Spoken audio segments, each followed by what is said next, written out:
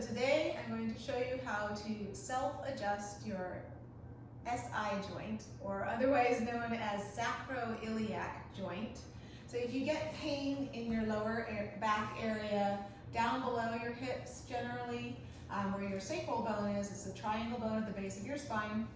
If you have pain on one side or the other specifically, it's usually that way, you may have a hypermobile SI joint, and as I do. So I learned how to take care of it myself, because you can't keep going to the chiropractor sometimes as much as you think you want to. So you start by lying on your back. It is important, there's two different exercises here, or exercise series, and it's important to do this first one first, as it adjusts your pubic bone, which is usually off if you're having problems with the SI joint. And then the second one deals with the SI joint, and the SI joint usually won't adjust if you have not done the pubic bone first. So, for the pubic bone one, you need it's very simple, you need a yoga belt, or if you have a regular belt in your household, you cinch it up and lock it down so that it's about this big around.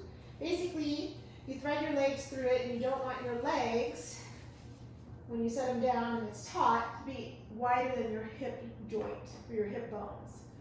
So don't go with the flesh, but go with the bones. Your arms are by your sides, and all you do is connect your lower back to the mat and press out as hard as you can into your belt and hold for 10, 9, 8, 7, 6, 5, 4, 3, 2, 1. Then relax. Do that again. Imprint your lower back to the mat. Press out and hold. 10, 9, 8, 7, 6, 5, 4, 3, 2, 1. Relax. I'm going to do it one more time for 3. Connect to the lower back again and press out. 10, 9, 8, 7, 6, 5, 4, 3, 2, 1. And release. And you take the belt away. You can use different things. This can be done with another person, but to be able to be independent of needing to rely on someone, you can use a foam roller if you have. A firm one is good. The softer ones are a little less, but they're still functional. You could also use a ball blown up about the width of between your knees, or as big as the foam roller is. And you place it between your knees. Your feet, again, are just hip socket width apart, so your legs aren't very wide.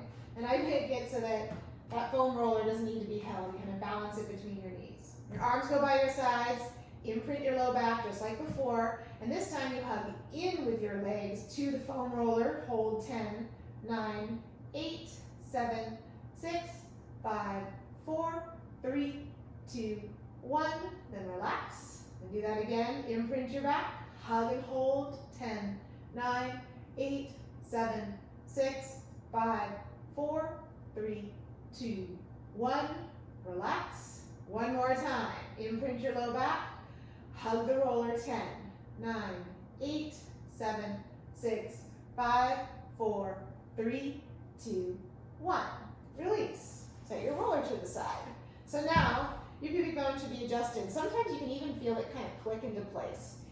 Then, depending on what side you have the SI joint dysfunction, you bring that knee, whatever side hurts you, for me it's my right side, you bring that knee into your chest. And you have to check to see which way makes it feel better. It will depend on how it is out of balance. So if it feels good to pull your knee in, that tells you one thing. Or does it feel better to have your leg down and away from your body? If it pulls in and feels better, then you'll take your hands in front of your leg and push your knee in against your hands with resistance, but let it come in as far as you can, and then release and go back out. And you repeat that for 8 times.